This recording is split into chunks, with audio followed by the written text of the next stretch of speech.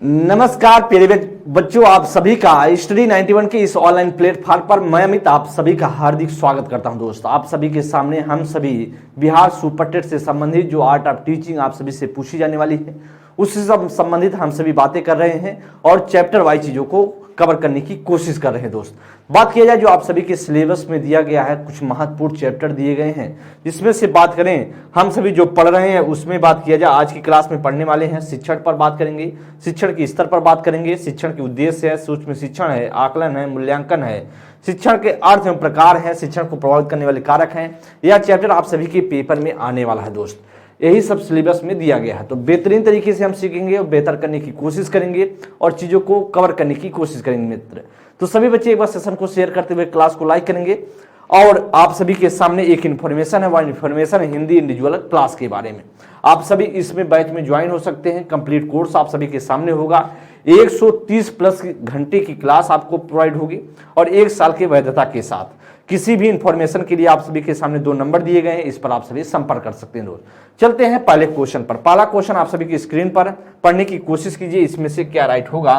कर कि सामाजिक अधिगम का सिद्धांत निम्नलिखित में से किस घटक पर बल देता है, ऐसा आपसे प्रश्न पूछ रहा है। कर प्रकृति पर, प्रतिरूपण पर, अनुकूलन पर या पाठ संशोधन पर।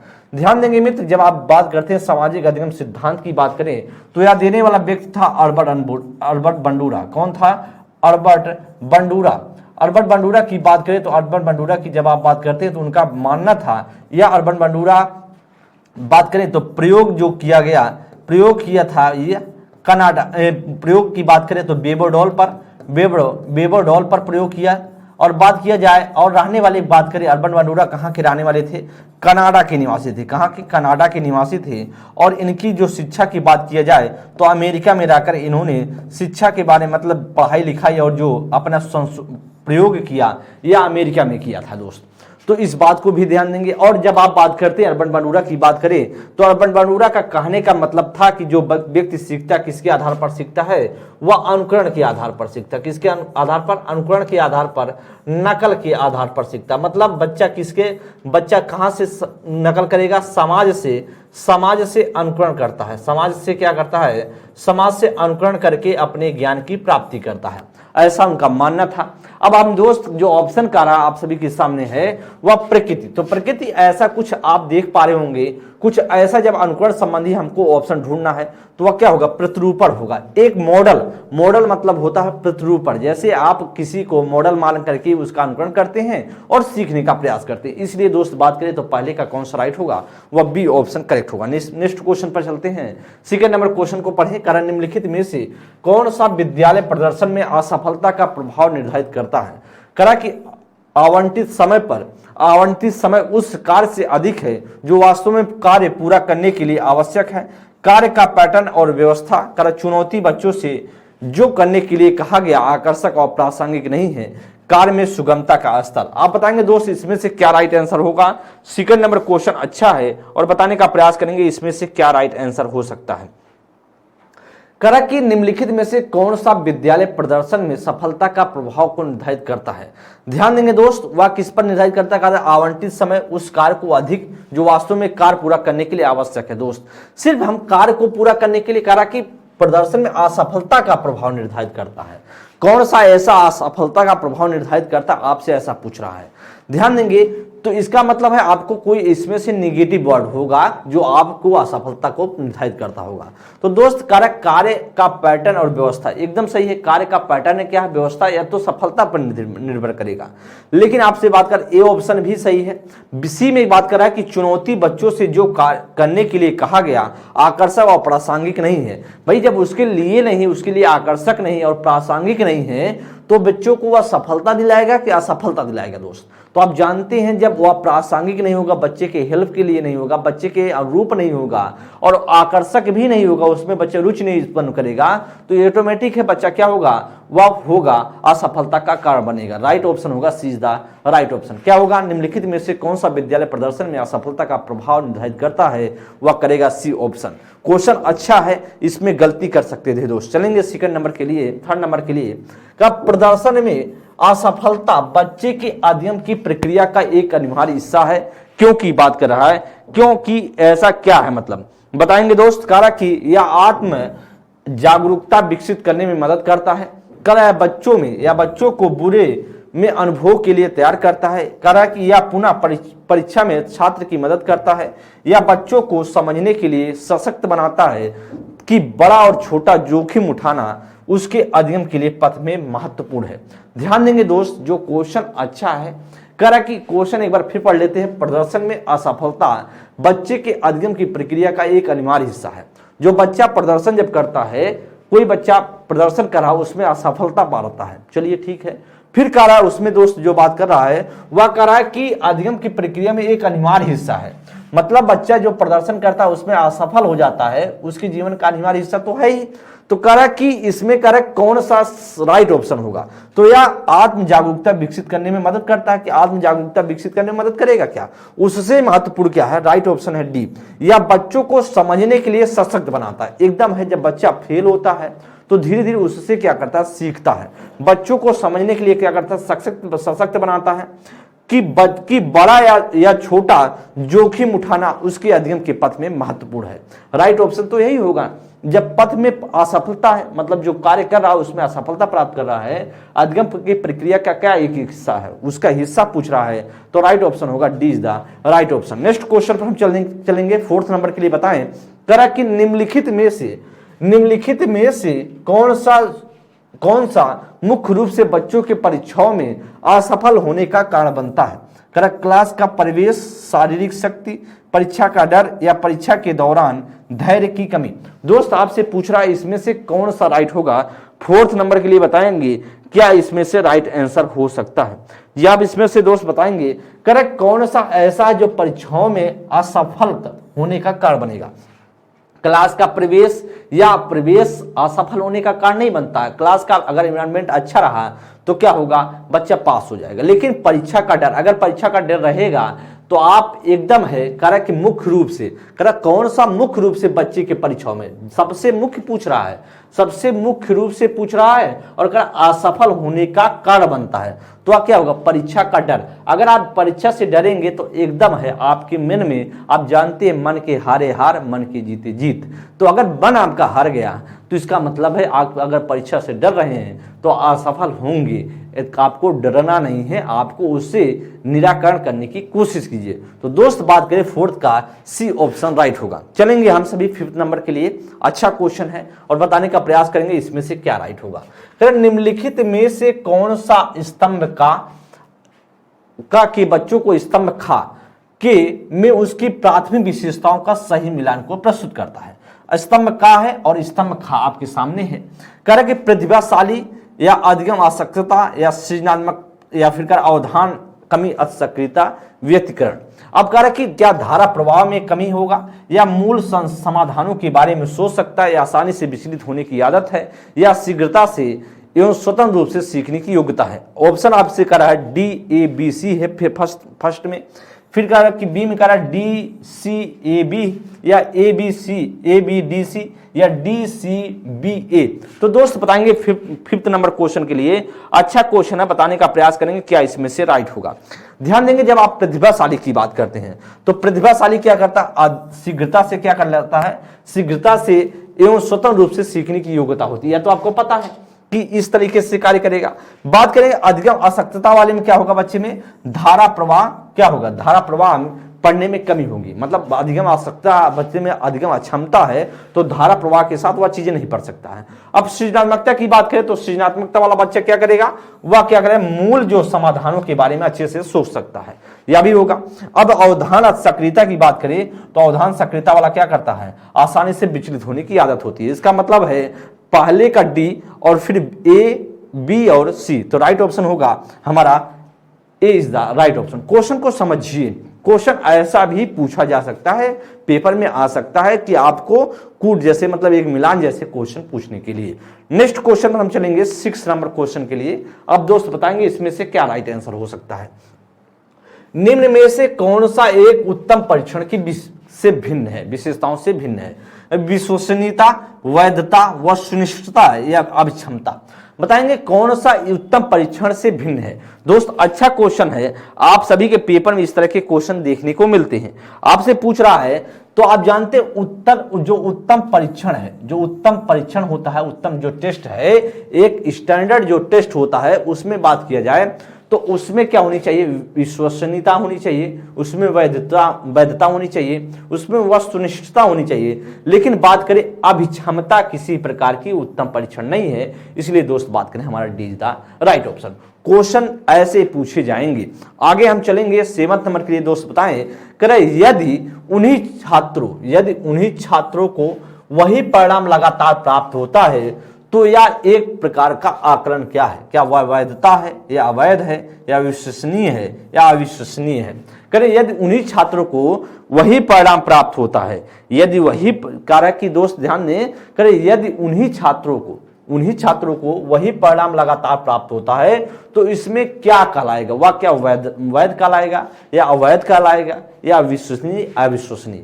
तो ऑप्शन में क्या करा, प्रश्न क्या करा, यदि उन्हीं छात्रों को वही परिणाम लगातार, मतलब अगर हम कोई चीज, जैसे ध्यान दें कोई आपका टेस्ट मैंने लिया, एक बार आपने 10 नंबर पाया, फिर आपने क्या 10 नंबर ही पाया, बार बार हम क्या वही परिणाम लगातार आपको दे रहा है, रिजल्ट दे रहा है, इसका मतलब उसमें क्या है, वह विश्वसनीयता है।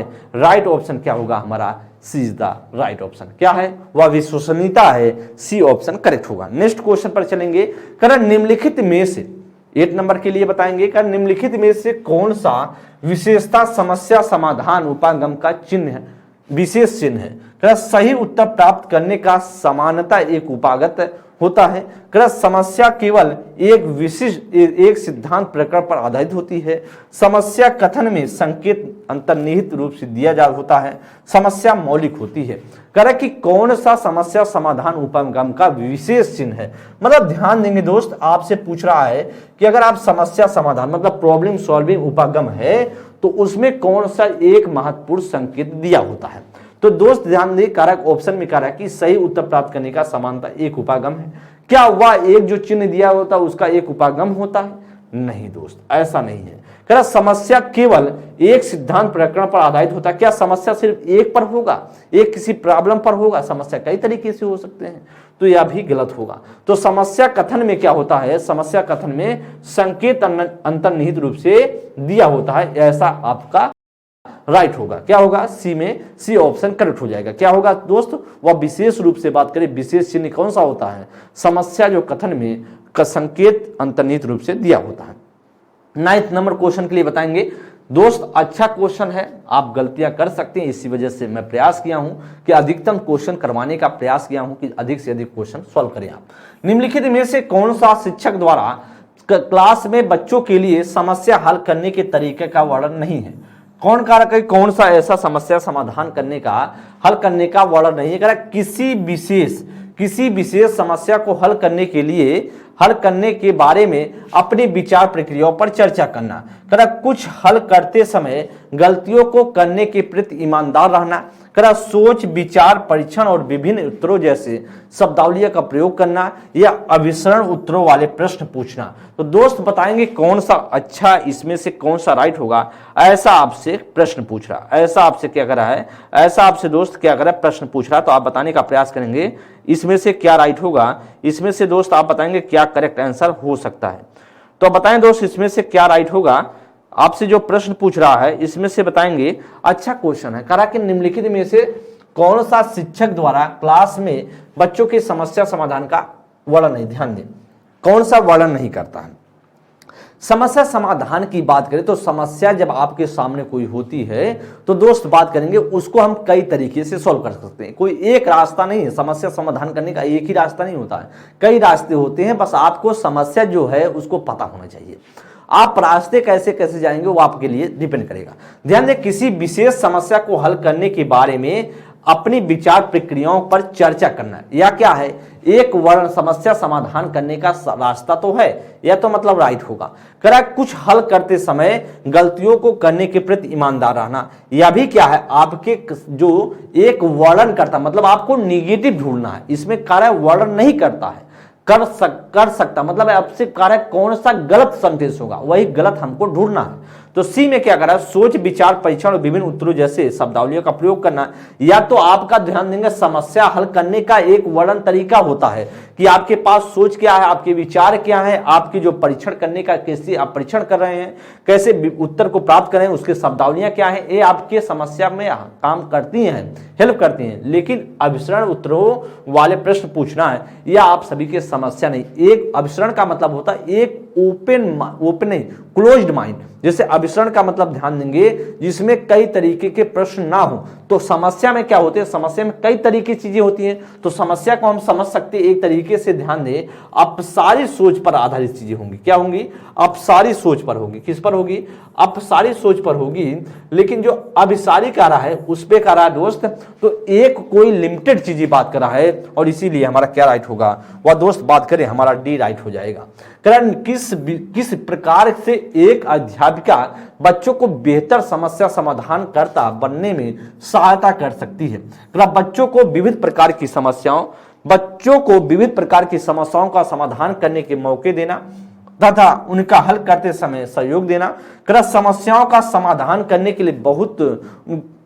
लिए वस्तु रूप में पुरस्कार देना। बच्चों की पाठ्य पुस्तक में समस्याओं का उत्तर देखने के लिए प्रोत्साहित करना, या विद्यार्थियों के सामने प्रस्तुत सभी समस्याओं के सही समाधान उपलब्ध कराना।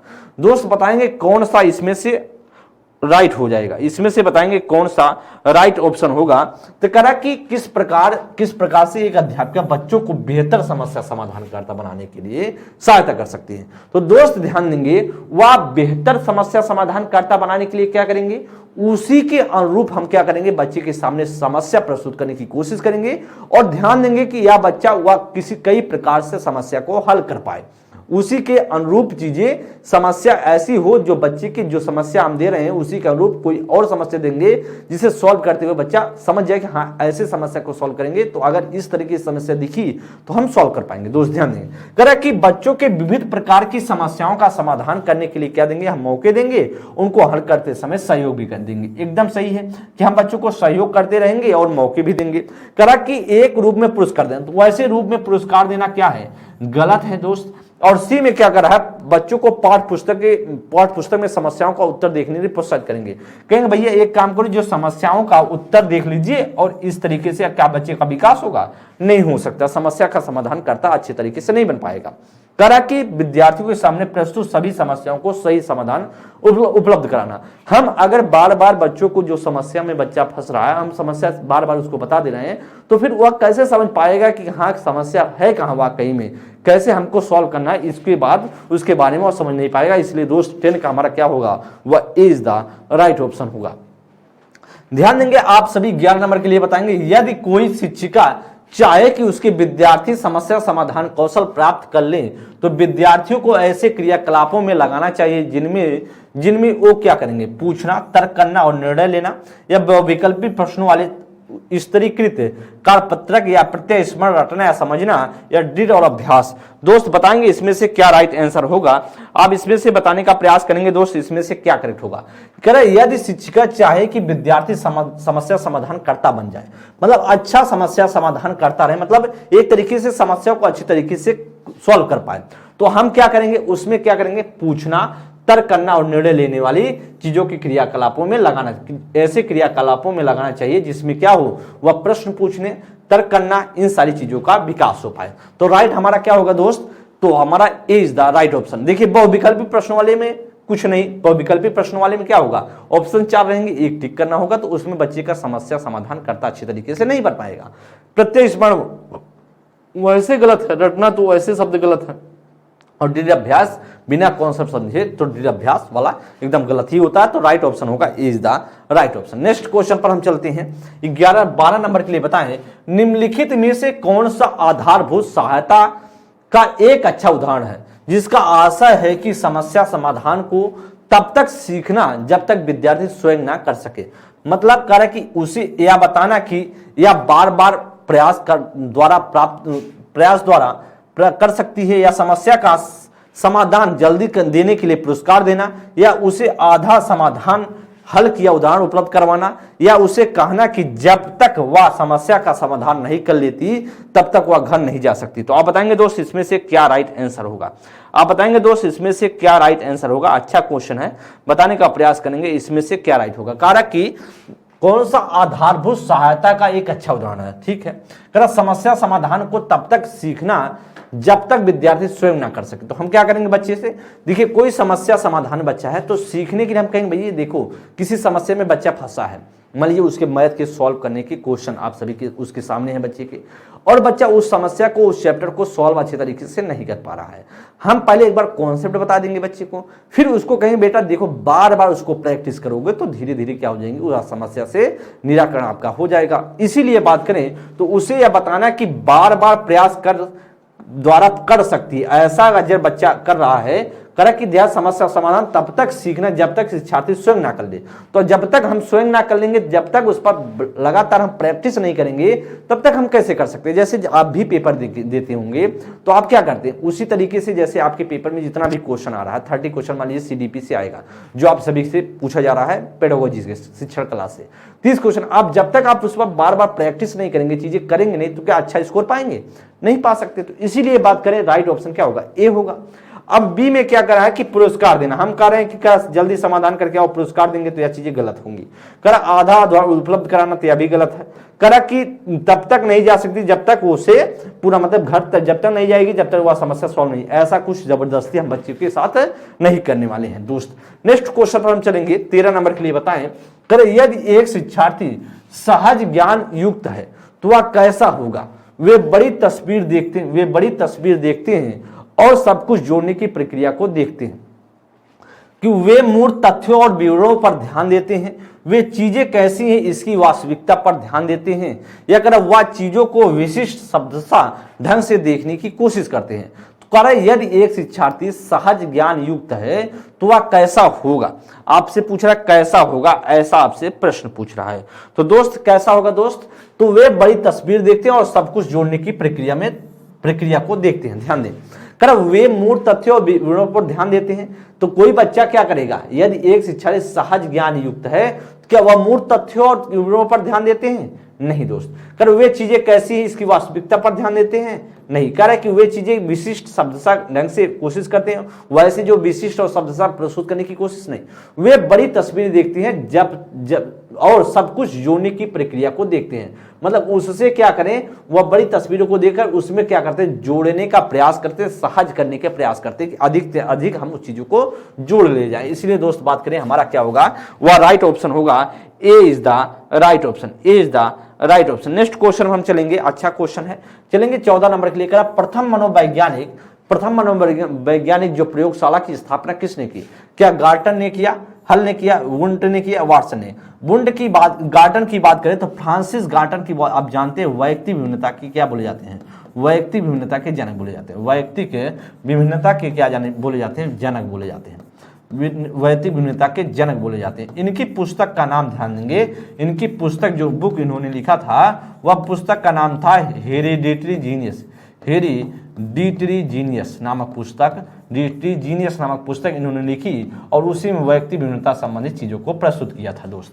अब हम जब बात करते हैं हल की बात करें तो हल का जो सिद्धांत है वह प्रबलन का सिद्धांत या पुनर्बलन का सिद्धांत कहलाता है। पुनर्बलन का सिद्धांत कहलाता है।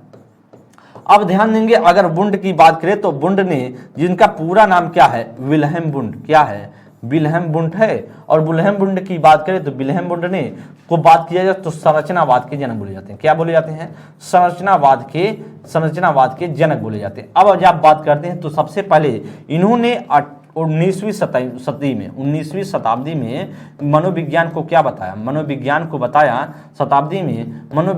बताया कि यह चेतना का विज्ञान। मनोविज्ञान को क्या बताया? चेतना का विज्ञान बताया सबसे पहले विल्हेम वुंड ने। अब ध्यान देंगे दोस्त, अब जब बात करते हैं तो 1879 ईस्वी में सबसे पहले इन्होंने जर्मनी के लिप्जिंग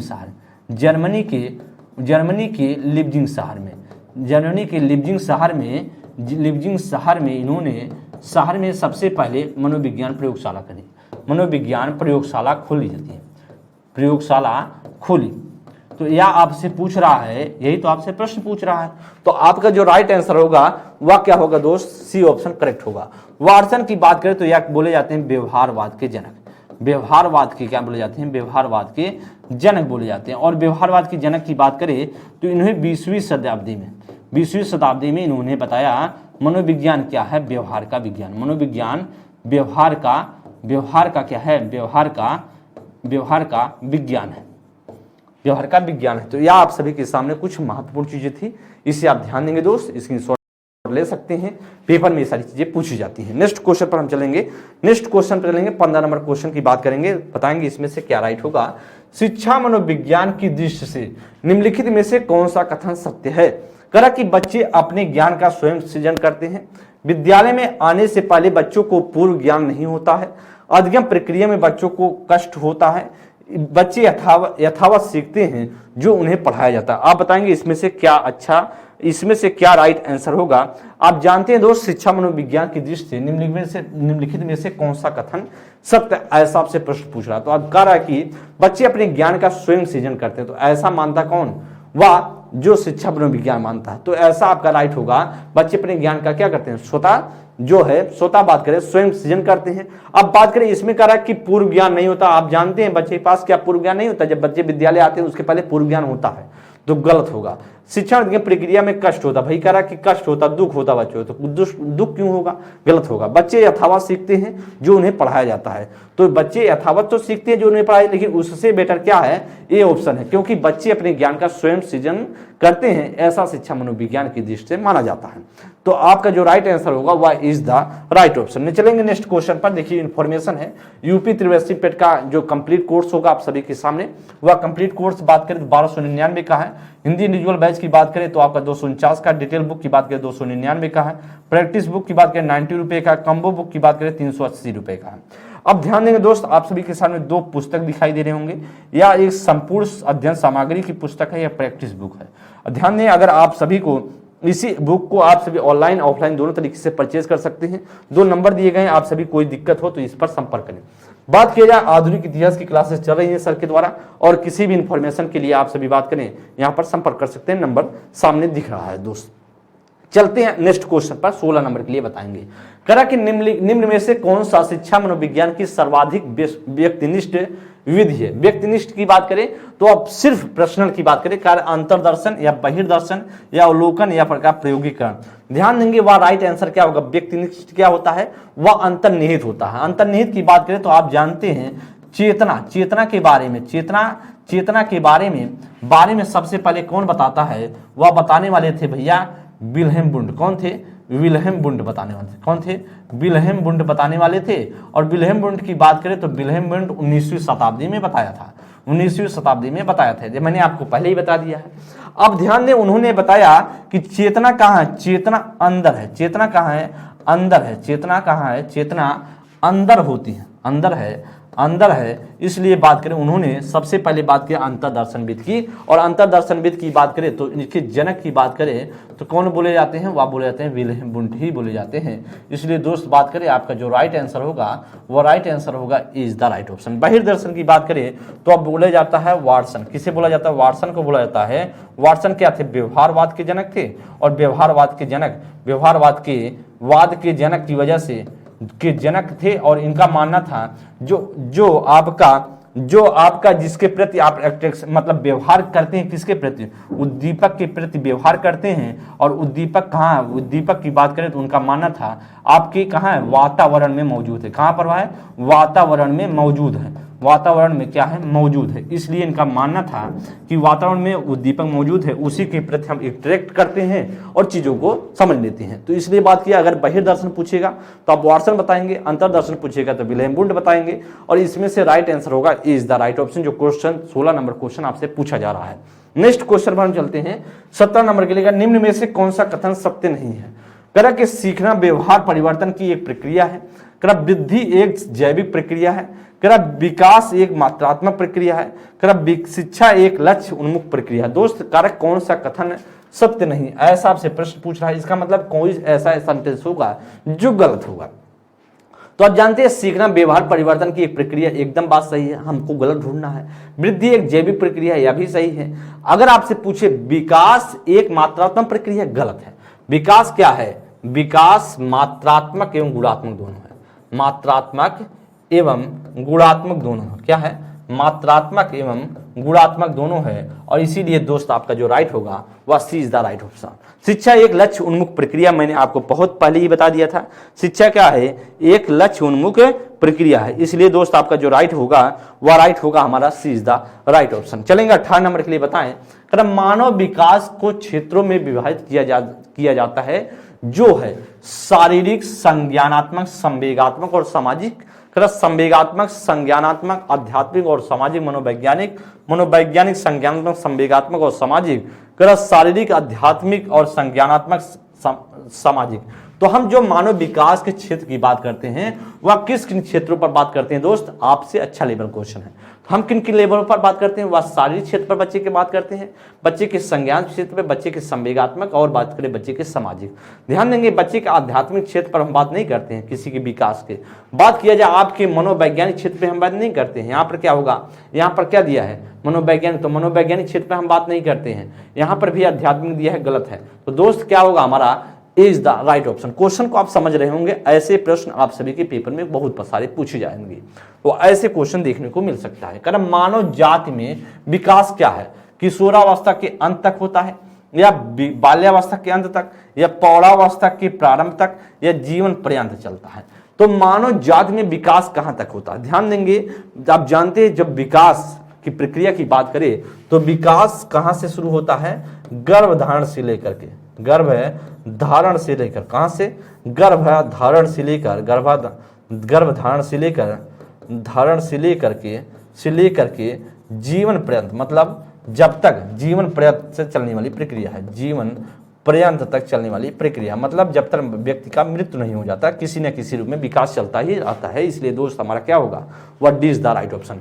गलती नहीं करना आपको। मानव जाति में विकास होता है तो विकास, डेवलपमेंट शुरू हो जाता है, बच्चा जैसे घर में जाता है उसके बाद से विकास शुरू, और विकास शुरू जीवन पर्यंत चलने वाली प्रक्रिया है। नेक्स्ट चलेंगे तो आप जानते भी हैं विकास जीवन पर्यंत चलने वाली प्रक्रिया, या भी आप सिद्धांत को पढ़े होंगे।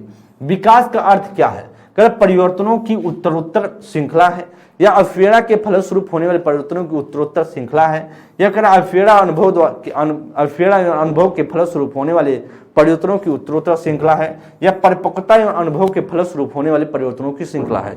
दोस्त बताएंगे, अच्छा क्वेश्चन है, इसमें से बताएं आपका क्या राइट होगा। तो विकास का अर्थ की बात करें, जो विकास के मीनिंग की जब आप बात करते हैं तो सिर्फ परिवर्तन, ध्यान देंगे, वह क्या कहलाता है? विकास की जब अर्थ की बात करते हैं तो वह क्या कहलाता है? परिपक्वता कहलाता है, मैच्योरिटी कहलाता है, मैच्योरेशन की बात करें। उसके साथ साथ अनुभव के फलस्वरूप होने वाले परिवर्तनों की क्या होती है? श्रृंखला होती है।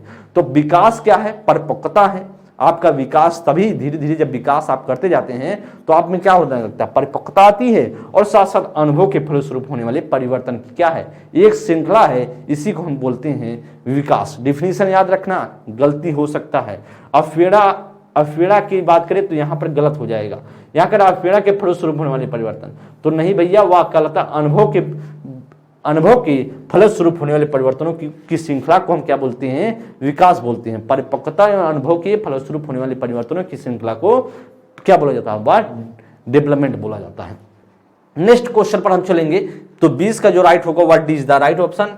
21 नंबर के लिए, विकास के संदर्भ में निम्न में से कौन सा कथन सत्य नहीं है? कौन सा कथन सत्य नहीं है, ऐसा आपसे प्रश्न पूछ रहा है, तो कौन सा गलत होगा? विकास की प्रत्येक अवस्था के अपने खतरे हैं। कि विकास उकसाने, बढ़ावा देने से होता है, विकास सांस्कृतिक परिवर्तनों से प्रभावित होता है, विकास की प्रत्येक अवस्था की अपनी विशेषताएं होती हैं। तो कौन सा कथन नहीं है?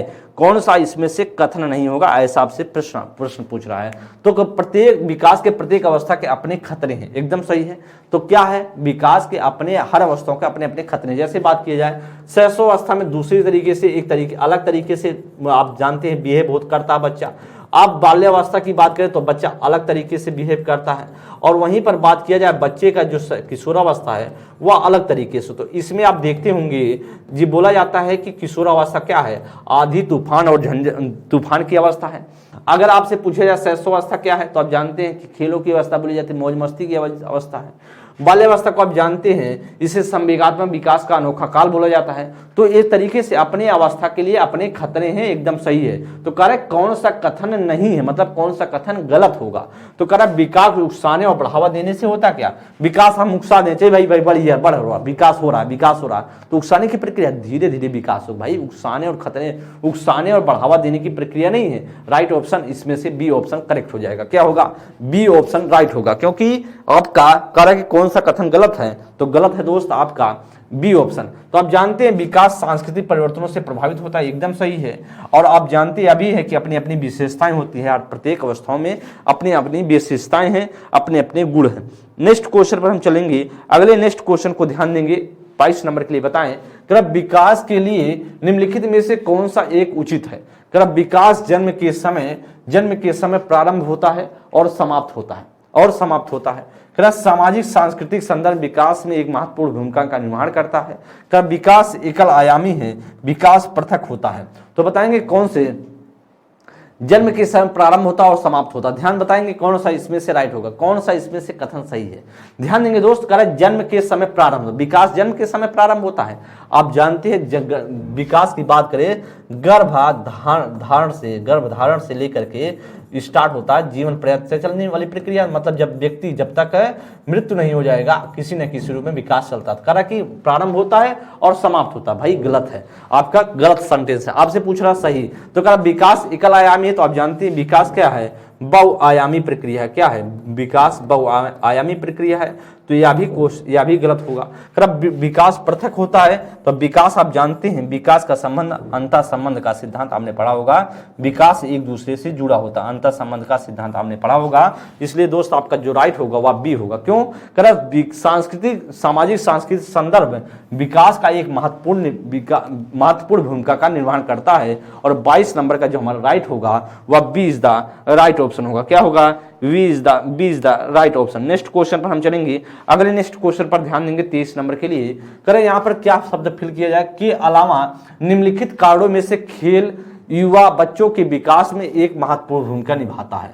वे अपने शरीर पर निपुणता प्राप्त करते हैं। फिर कह रहा कि दोस्त या उनकी इंद्रियों की उत्तेजना करता है क्या, या समय बिताने का एक सुगत तरीका है, या नए कौशल हासिल करते हैं और सीखते हैं उन्हें कब उपयोग किया जाए। दोस्त बताएंगे 23 नंबर के लिए अच्छा क्वेश्चन है और बताने का प्रयास करेंगे। तो कह रहा किसके अलावा, मतलब कौन सा ऐसा सेंटेंस होगा जो गलत होगा, जो गलत होगा वही यहाँ पर के अलावा होगा, मतलब गलत सेंटेंस यहाँ पर फिल किया जाएगा और आगे क्या होगा, राइट होगा। कह रहा कि किसके अलावा निम्नलिखित कारणों से खेल युवा बच्चों के विकास में एक भूमिका निर्वहन करता है। तो आप जानते हैं वे शरीर पर निपुणता प्राप्त करते हैं। अगर भाई हम खेल खेलेंगे, अगर हम क्रिकेट खेल रहे हैं, फुटबॉल खेल रहे हैं, वॉलीबॉल खेल रहे हैं, तो हमारे शरीर में निपुणता आती है। एक तो बात सही है, तो हमको निगेटिव सेंटेंस तो है नहीं यार, इसका मतलब हमारा सही है। आपसे करा यह इंद्रियों को उत्तेजित करती, एकदम है। अगर हम खेल खेलते हैं तो हमारी इंद्रियों को उत्तेजना देती है, यह भी बात सही है। करा कि यह समय बिताने का सुगत तरीका क्या, आप खेल खेलते हैं समय बिताने के लिए, भाई ऐसा नहीं करते और इसीलिए गलत है। गलत ही हमारा क्या होगा, राइट होगा, क्योंकि हमको गलत ढूंढना था। तो गलत कौन सा हो दोस्त, वह सी ऑप्शन गलत है, और सी ऑप्शन गलत होने की वजह से हमारा राइट होगा। ये नए कौशल हासिल करते, एकदम है। जब हम खेल खेलते हैं तो कोई न कोई नया कौशल सीखते भी हैं और कब उपयोग किया जाए यह भी हम जानते हैं कि अब इस कौशल का प्रयोग कब करना है। खेल से हमें यह सारी जानकारियां मिलती हैं। चलेंगे 24 नंबर के लिए। बालक के शारीरिक एवं क्रियात्मक विकास की दिशा होती है, सिर से पैर तथा शरीर से बाहर से मध्य की ओर, या सिर से पैर तथा शरीर के मध्य से बाहर की ओर, पैर से सिर तथा शरीर से के बाहर से मध्य की ओर, या पैर से सिर या शरीर के मध्य से बाहर की ओर। ध्यान देंगे जो आप जानते हैं विकास के दिशा का सिद्धांत, अब मैं बता देता हूं विकास के दिशा का सिद्धांत एक है दिशा का सिद्धांत। विकास की दिशा की सिद्धांत की बात करें तो दो प्रकार से जो यह दिशा का सिद्धांत कहलाता है। एक बात किया जाए तो पहला जो कहलाता है उसे बोलते हैं शीर्षगामी।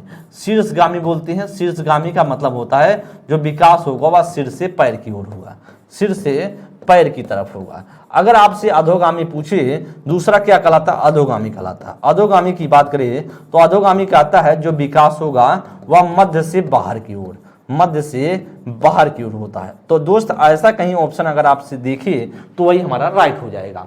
तो ध्यान देंगे, करेक्ट सिर से पैर तो शरीर से बाहर से मध्य की ओर, तो इसका मतलब एक गलत है, आगे तो सही है लेकिन क्या है बी जो पीछे लिखा बाहर से करा कि मध्य की ओर, गलत है। सिर से पैर मध्य से बाहर की ओर, इसका मतलब राइट ऑप्शन होगा हमारा बी ऑप्शन। यहाँ पे करा पैर से सिर तो गलत हो गया, आगे ही यहाँ भी पैर से सिर गलत हो जाएगा।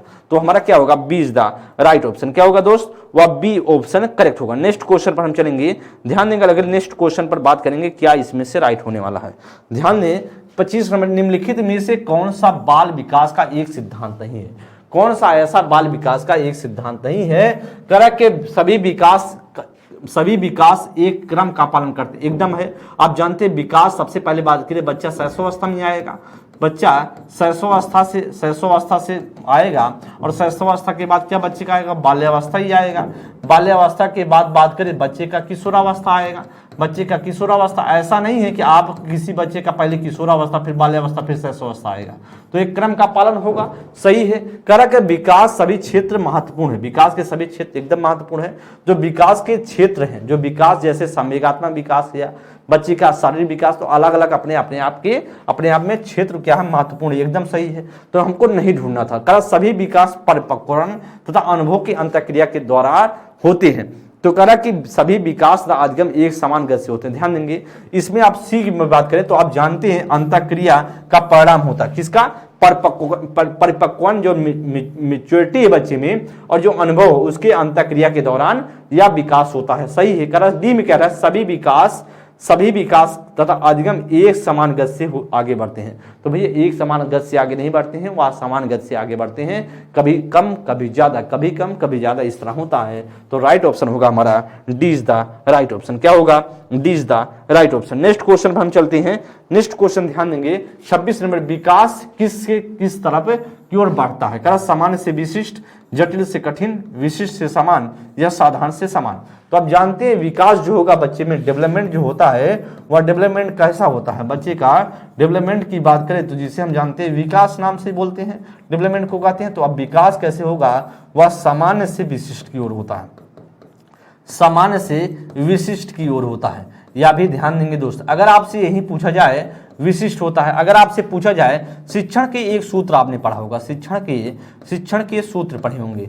शिक्षण के सूत्र जब आप पढ़े होंगे तो यहाँ पर सामान्य से विशिष्ट नहीं होता है, वहाँ पर क्या होता है, जब शिक्षण के सूत्र पढ़ते हैं तो वहाँ पर होता है विशिष्ट से समान होता है। क्या होता है, विशिष्ट से समान होता है। गलती कर सकते हैं दोस्त, शिक्षण के सूत्र में अलग होता है, विशिष्ट से समान होता है। जब आप विकास पढ़ेंगे चैप्टर तो वहाँ क्या होता है, सामान्य से विशिष्ट होता है। तो राइट ऑप्शन हमारा क्या होगा, वह इज द राइट ऑप्शन, क्योंकि हमसे पूछ रहा है किसके बारे में, वह विकास के बारे में पूछ रहा है, तो इसलिए हमारा क्या ए ऑप्शन करेक्ट हो जाएगा। नेक्स्ट क्वेश्चन पर हम चलेंगे 27 नंबर के लिए, विकास के बारे में।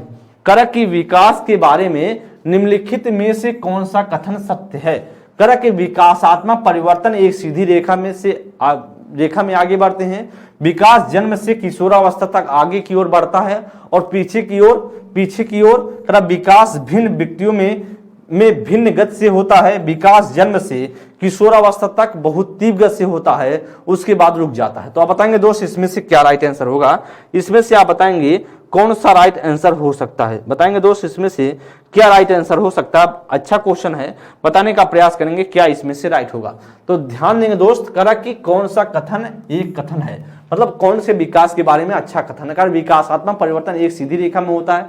मैंने आपने पढ़ा होगा विकास एक सीधी रेखा में नहीं होता, विकास घटता बढ़ता रहता है। तो आपने पढ़ा होगा वर्तुलाकार का सिद्धांत, क्या विकास के वर्तुलाकार का सिद्धांत पढ़ा होगा, जिसमें विकास कभी कभी एक तरीके से बात करें तो गोले में घूमने लगता है, एक वर्तुलाकार तरीके से चलता है। इसका मतलब है यह सेंटेंस गलत है। तो विकास जन्म से किशोरावस्था तक आगे की ओर बढ़ता है, फिर पीछे की ओर। ध्यान दें, क्या विकास एक बार किशोरावस्था तक आगे जाएगा फिर पीछे रिवर्स करता है। एक बार विकास हो गया तो हो गया, विकास बात करे जाए विकास, एक आपने पढ़ा होगा अविलोमिता का सिद्धांत, अविलोमिता का विकास विलोमिता का सिद्धांत नहीं होता है, अविलोमिता का सिद्धांत होता है। विकास का अविलोमिता मतलब एक बार विकास हो गया तो फिर हो गया, वापस नहीं आएगा।